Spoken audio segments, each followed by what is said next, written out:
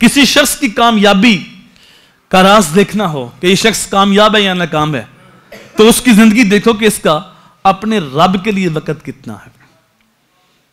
دنیا کے ہر شخص کے لیے وقت ہے، کاروبار کے لیے وقت ہے، بیوی بچوں کے لیے وقت ہے، مہمانوں کے لیے وقت ہے، دوستوں کے لیے وقت ہے، سیر کے لیے وقت ہے، بھاگ دوڑ کے لیے وقت ہے، ورزش کے لیے وقت ہے۔ لیکن جس رب نے پیدا کیا، جس نے صحت دی، جس نے نعمتوں سے نوازا، اس کے لیے اس کے پاس کتنا وقت ہے۔ یہ اگر پہلو دیکھنا ہو تو میرے حضور کو دیکھو۔ عام مسلمان پہ 5 نمازیں فرض ہیں اور میرے نبی پہ 6 نمازیں فرض تھیں۔ ساری انسانیت کو، سارے مسلمانوں کو اللہ کہتا ہے مصلی پہ آؤ، رب کی بارگاہ میں جھکو، نماز قائم کرو، نماز پڑھو۔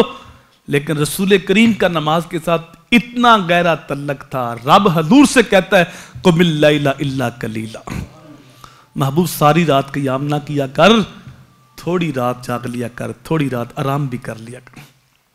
حضور اتنا اللہ کی بارگاہ میں وقت پیش کرتے، اتنی عبادت کرتے کہ حضور کے پاؤں سوج جاتے، حتی تورمت قدماہ، حضور کی پنڈلیاں سوج جاتی۔ ساری رات حضور مصلی پہ کھڑے رہتے۔ نماز کے ساتھ اتنا گہرا تعلق، اتنی گہری محبت، اتنا گہرا ربط۔ جب نماز کا وقت ہوتا تو یہ نہ کہتے اذان کہو، بلکہ فرماتے ارحنا یا بلال، ارحنا یا بلال، بلال اٹھو ہمارے دل کو راحت پہنچاؤ۔ اذان ہو تو میرے حضور کے دل کو راحت پہنچتی ہے، اور امتی نماز پڑھے تو نبی کی آنکھیں ٹھنڈی ہوتی ہیں۔ لیکن آج ہم غافل ہیں۔ آج بمشکل 5% لوگ نماز پڑھتے ہیں، 95% لوگ بے نمازی ہیں۔ آج ہر کام کے لیے وقت ہے لیکن نماز کے لیے وقت نہیں۔ حضرت امام حسن بصری نے ایک جنازہ پڑھا، تو جنازہ پڑھنے کے بعد جب تدفین ہو گئی تو لوگ گھروں کو لوٹنے لگے دعا مانگنے کے بعد۔ تو امام حسن بصری ٹھہر گئے، لوگ جانے لگے تو آواز دی لوگوں میری بات سن کے جانا۔ سارے لوگ رک گئے کہ اللہ کا ولی ہے، کوئی معقول بات ہوگی۔ آگے بڑھ کے پوچھا جناب حکم ارشاد فرمائیں۔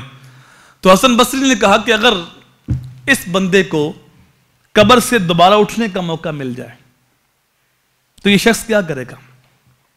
اگر اللہ اس کو موقع دے کہ قبر سے دوبارہ زندہ ہو جائے تو اس کی ترجیحات کیا ہوگی؟ تو بندوں نے کہا یہ اپنے رب کو راضی کرے گا، رب کو منائے گا، نماز پڑھے گا، سجدے میں سر رکھ کے آہوازاری کرے گا۔ تو کہا پکی بات ہے؟ کہا بالکل پکی بات ہے، اگر موقع مل جائے اب دوبارہ زندہ ہو جائے، قبر سے نکل آئے تو رب کو راضی کرے گا، 5 وقت کی نماز پڑھے گا، آہوازاری کرے گا، رب کو منائے گا۔ تو حسن بصری بولے اس کو مہلت نہیں ملی لیکن تمہارے پاس مہلت ابھی باقی ہے، تم اپنے رب کو منا بھی سکتے ہو، 5 وقت نماز کا اہتمام بھی کر سکتے ہو، آہوازاری بھی کر سکتے ہو۔ میں اور آپ دیکھیں، ہم یہ کہتے ہیں غلامی رسول میں موت بھی قبول ہے، لیکن نماز کے ساتھ ہمارا کتنا تعلق ہے؟ اگر موت قبول ہے تو پھر 5 وقت کی نماز قبول کیوں نہیں؟